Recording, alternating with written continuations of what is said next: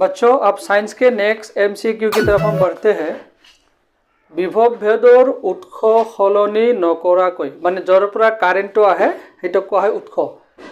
তো এই উৎস সলনি নকৰাকৈ প্ৰবাহৰ মানটো নিয়ন্ত্ৰণ কৰা সঁজুলিবিধ হ'ল।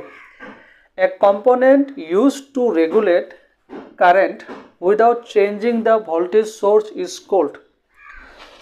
एक घटक जिसका उपयोग बिना वोल्टेज स्रोत को बदले करंट को नियंत्रित करने के लिए किया जाता है कहलाता है। इन चार ऑप्शन में से कौन सा ऑप्शन हमारे लिए इस बार सही होने वाला है? तो इसके पहले वाले एमसीक्यू में बच्चों मैंने तुम लोग को समझाया था कि जैसे करंट को मापने के लिए एमीटर होता है, वोल्टेज को मापने के लिए वोल्टमीटर होता है, उसी तरह जो है शक्ति को मापने के लिए, पावर को मापने के लिए वाटमीटर होता है। उसी तरह से एक सर्किट में जो हमारा करंट आता जाता रहता है, जो इस करंट को कंट्रोल करने के लिए, नियंत्रण करने के लिए अभी इस बार हमारा कौन सा ऑप्शन सही होने वाला है? इसको जो नियंत्रण करने के लिए ऑप्शन नंबर 4 हमारे लिए सही होने वाला है, जिसे हम कहेंगे रियोस्टेट।